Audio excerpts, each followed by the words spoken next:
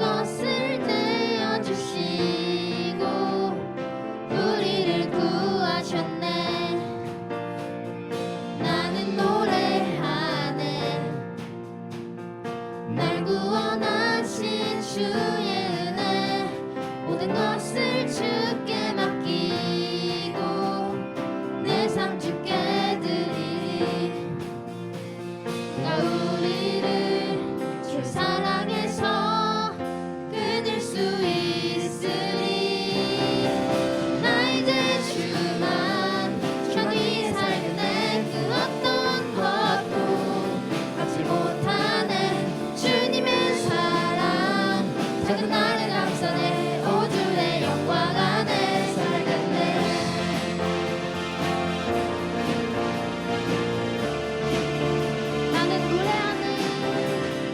나는 노래하네. 자유케 하신 주의 사랑, 모든 것을 내어주시고 우리를 구하셨네. 나는 노래하네.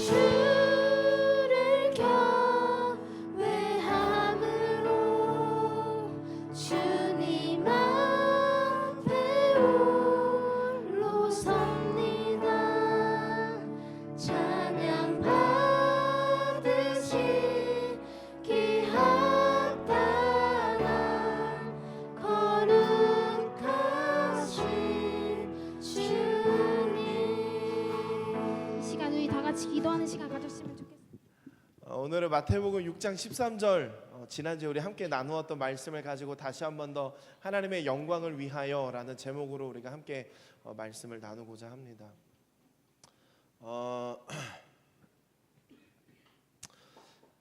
친구들이 지금까지 살면서 가장 고마운 사람은 누구일까요?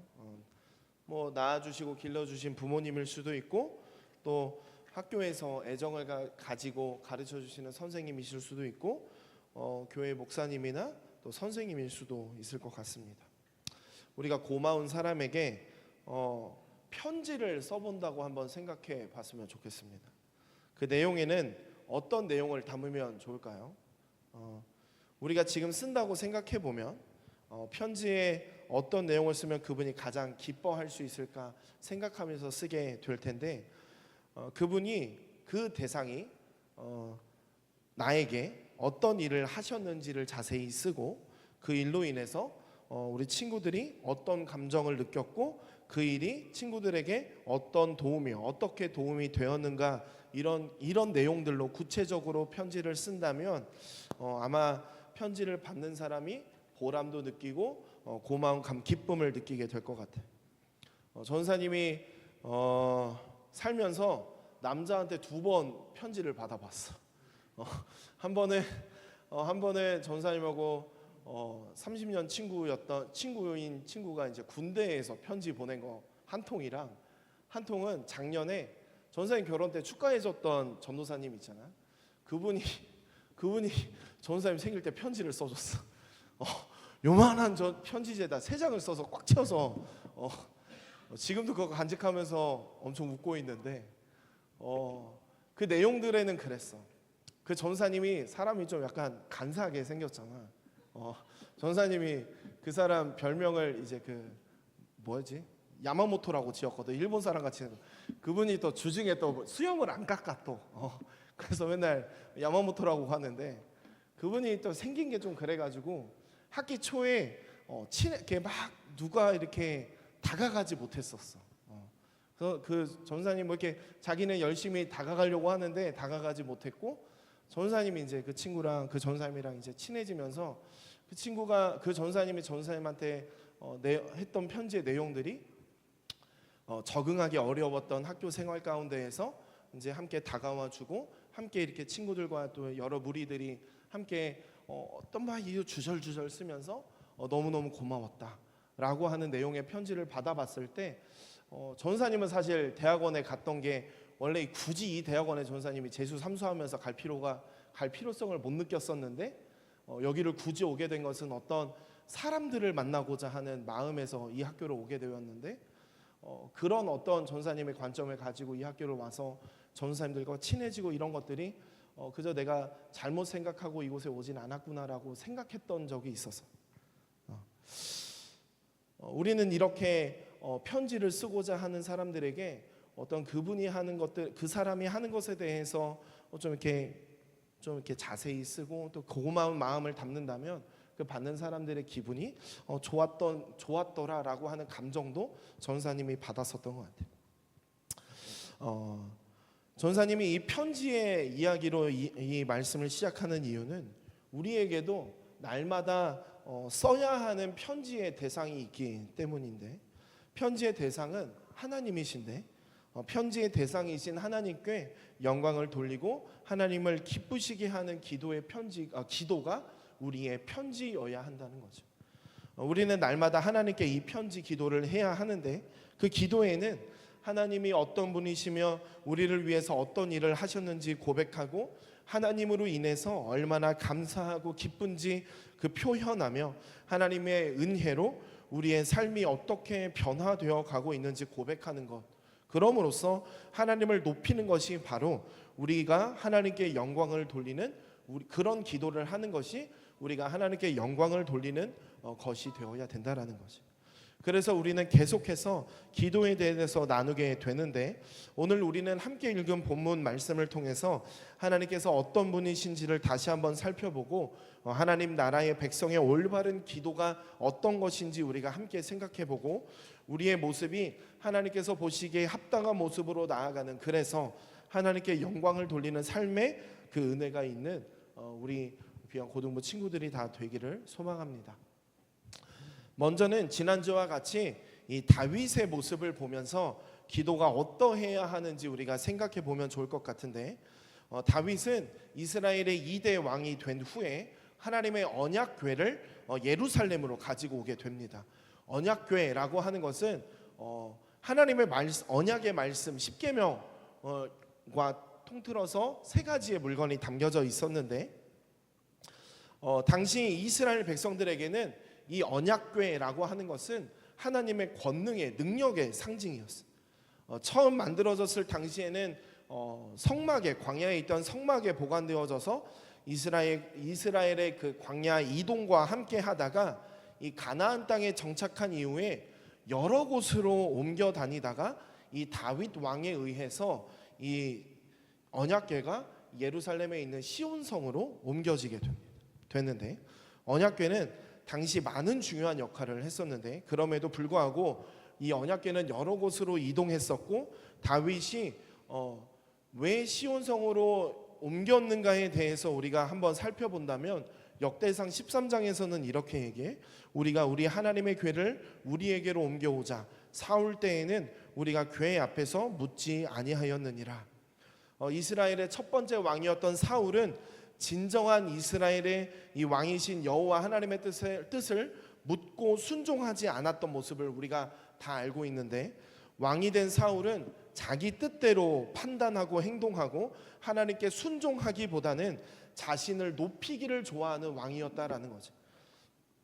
사울은 그렇게 하나님께 불순종하는 죄를 지었고, 결국 결국에는 하나님께 버림을 받게 되는 모습을 우리는 계속되는 말씀을 통해서 우리가 또한 알게 돼요.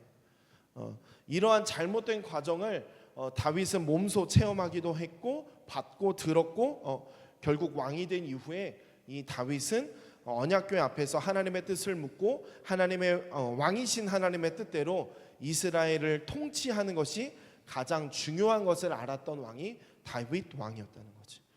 다윗은 언약궤를 가져올 때 하나님께서 정하신 방법대로 레위인이 언약궤를 메고 오게 하고, 하나님이 언약궤를 맨 레위 사람들을 도와주신 것에 감사하는 마음으로 수소 7마리와 순양 7마리로 하나님께 제사를 드리기도 합니다.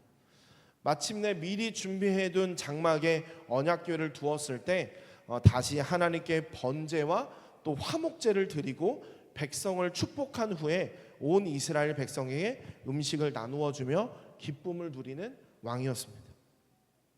또한 다윗은 이 아삽을 대표로 한 이 레위 사람들을 여호와의 궤 앞에 세워서 이스라엘의 하나님께 감사하며 찬양하게 했는데, 오늘 읽은 역대상 16장 전반적인 말씀은 이 아삽과 형제들이 부른 감사 찬양, 오늘 본문은 그 감사 찬양의 일부인데, 우리는 이 찬양을 살펴볼 필요가 있습니다. 이 찬양은 크게 세 가지 내용으로 구분하게 되는데, 첫 번째는 다윗은 먼저 하나님의 이름에 대해서 감사와 찬양을 올려드렸다는 것입니다. 우리나라 속담에 호랑이는 죽어서 가죽을 남기고 사람은 죽어서 이름을 남긴다는 말처럼 이름이라고 하는 것은 그 존재 자체를 나타냅니다. 그러므로 여호와의 거룩한 이름을 찬양하는 것은 하나님의 존재 자체에 감격하고 감사하는 마음을 고백하는 것이죠. 하나님은 그 존재만으로도 위대하시고 아름다운 분이시다라고 하는 것을 우리는 또한 기억하며 그 하나님을 바라보는 우리가 되어야 됩니다. 두 번째로는 다윗은 하나님의 속성, 즉 하나님의 성품을 찬양하는 왕이었는데, 오늘 본문 34절을 우리 함께 읽어보도록 하겠습니다. 다시 한 번 더 읽겠습니다. 함께 읽겠습니다. 여호와께 감사하라. 그는 선하시며 그의 인자하심이 영원함이로다. 하나님은 선하시고 인자하신 영원하신 분이십니다. 우리는 그 유일하신 하나님, 전능하신 하나님이 선한 분이라는 사실에 우리는 감사해야 합니다. 하나님이 선하신 분임을 믿기에 우리는 하나님의 통치에 기쁨으로 순종할 수 있는 것입니다. 하나님의 인자하심이 영원하다라는 말은 구체적으로 하나님이 그의 백성과 그 맺으신 언약에 신실하다라는 뜻입니다. 하나님은 이스라엘의 조상 아브라함, 이삭, 야곱과 언약을 맺으셨습니다. 그들의 후손이 번성하게 하시고 그 후손들이 가나안 땅을 차지하게 하시겠다라고 약속하셨습니다. 그리고 애굽에서 노예 생활을 하던 이스라엘 백성을 끌어내어 광야를 지나 가나안 땅을 차지하게 하시고 마침내 다윗 시대의 위대한 이 이스라엘의 왕국을 세우셨습니다. 세 번째로는 다윗은 하나님의 구원을 찬양했다는 것입니다. 35절의 말씀입니다. 너희는 이르기를 우리 구원의 하나님이여 우리를 구원하여 만국 가운데서 건져내시고 모으사 우리로 주의 거룩한 이름을 감사하며 주의 영광을 드높이게 하소서 할지어다.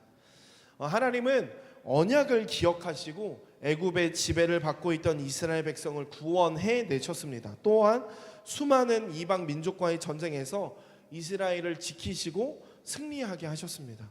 그리고 마침내 약속하신 대로 예수 그리스도를 이 땅에 보내주셔서 십자가에서 모든 죄와 죽음을 해결하게 하심으로 우리에게 영원한 하나님 나라에 들어가는 그 구원의 길을 열어주셨습니다. 아무 자격이 없지만 놀라운 구원의 은혜를 받은 우리는 하나님께 감사하며 찬양을 올려드릴 수밖에 없다는 것입니다. 우리는 다윗의 찬양의 시를 보고 예수님께서도 그 제자들에게 가르쳐 주신 기도를 대비하면서 보면 좋을 것 같은데, 예수님은 제자들에게 기도를 가르쳐 주시면서 오늘 마태복음 6장 13절의 말씀처럼 나라와 권세와 영광의 아버지께 영원히 있사옵나이다 아멘 이라고 고백하게 하셨습니다. 이처럼 하나님의 백성이 드리는 올바른 기도는 하나님의 왕 되심을 인정하고 모든 감사와 찬양과 그 영광을 하나님께 드리며 하나님의 통치에 순종하기를 결단하는 기도입니다. 역대상의 말씀을 통해서 다윗이 여호와의 언약궤를 예루살렘으로 가져오고 하나님의 이름과 성품과 구원을 찬양하는 것을 보면서 우리의 삶과 기도가 나 중심이 아닌 하나님 중심이 되어야 한다는 사실을 우리는 바라볼 수 있게 됩니다.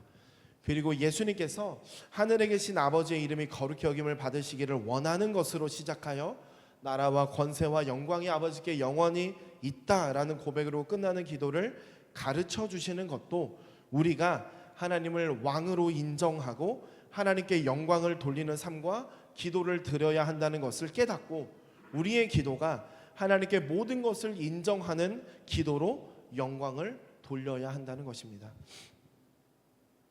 이 내용은 우리가 지난주에도 나누었는데 다시 한 번 더 웨스트민스터 소요리문답 107문답을 함께 읽고 나누도록 하겠습니다. 질문하겠습니다. 주님께서 가르치신 기도의 맺은 말은 우리에게 무엇을 가르칩니까?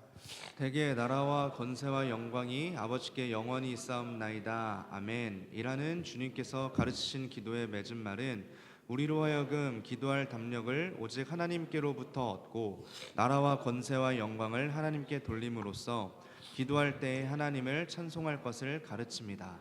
우리의 기도를 들어주시리라는 소원과 확신의 표시로 우리는 아멘이라고 합니다. 우리가 드려야 할 올바른 기도는 나의 나라를 위한 기도가 아니라 하나님 나라를 위한 기도, 나의 권세가 아닌 하나님의 권세, 나의 영광이 아닌 하나님의 영광이 아버지께만 있기를, 영원히 있기를 소망하는 기도이기를 소망합니다.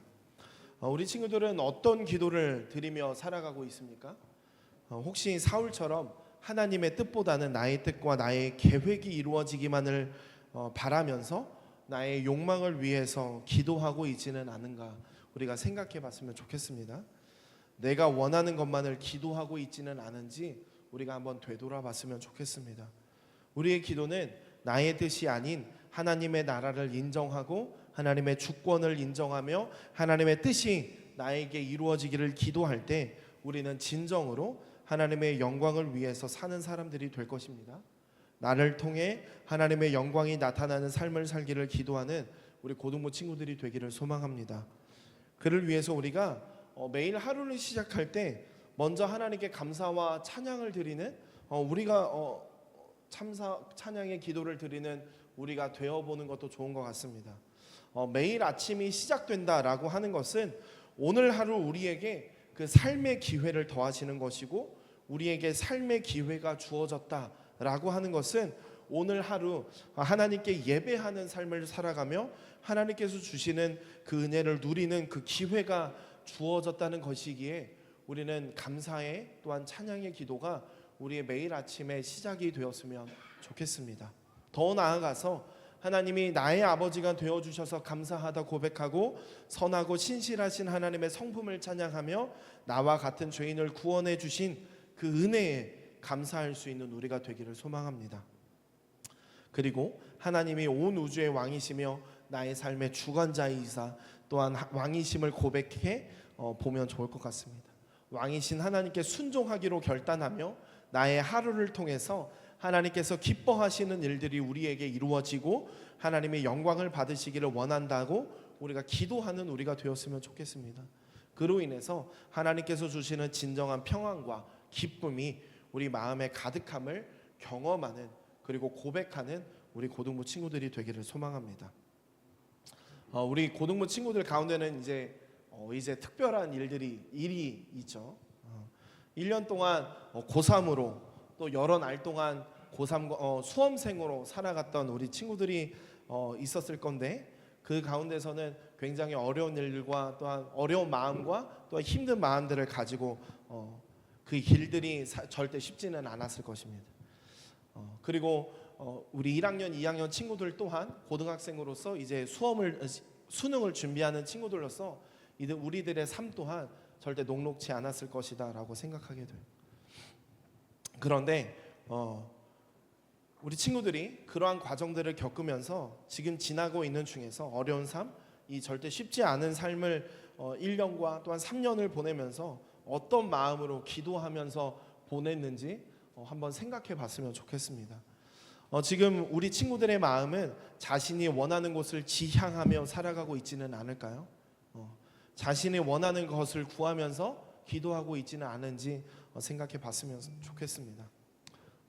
어차피 나의 것을 원한들, 내가 하고 싶은 것을 원한들, 기도한들 우리는 하나님의 계획대로 사라질 것을 우리가 깨닫는 우리 친구들이 되었으면 좋겠습니다. 하나님의 뜻을, 그래서 우리는 하나님의 뜻을 구하며 하나님의 뜻이 나에게 이루어지고 또한 나를 통해서 하나님의 역사가 이루어지기를 기도하는 우리 친구들이 되었으면 좋겠습니다. 전사님 그 학교에 있는 전사님들 가운데서도 전혀 신대원에 올 거라고 생각하지 못했던 친구들이 참 많아요. 그 중에 이제 전사님이랑 가장 친한 전사님이 원래 군인이었어. 군인이다가 자기가 이제 부르심을 받고 전역하자마자 신대원에 들어온 친구도 있어. 내가 원하는 삶, 내가 지향하는 삶을 아무리 살아간다 해도 하나님께서는 하나님의 계획대로 어떻게든 우리의 삶을 이끌어 가실 것임을 우리가 알고 우리가 지금부터 내려놓고 하나님께 나의 삶을 온전히 드리고 하나님께서 이끄시는 그 길로 나아가 우리가 평안한 삶을 하나님께서 주시는 그 은혜의 평안의 삶을 누릴 수 있는 우리 고등부 친구들이 되기를 소망합니다. 우리 함께 온 땅의 주인 찬양하고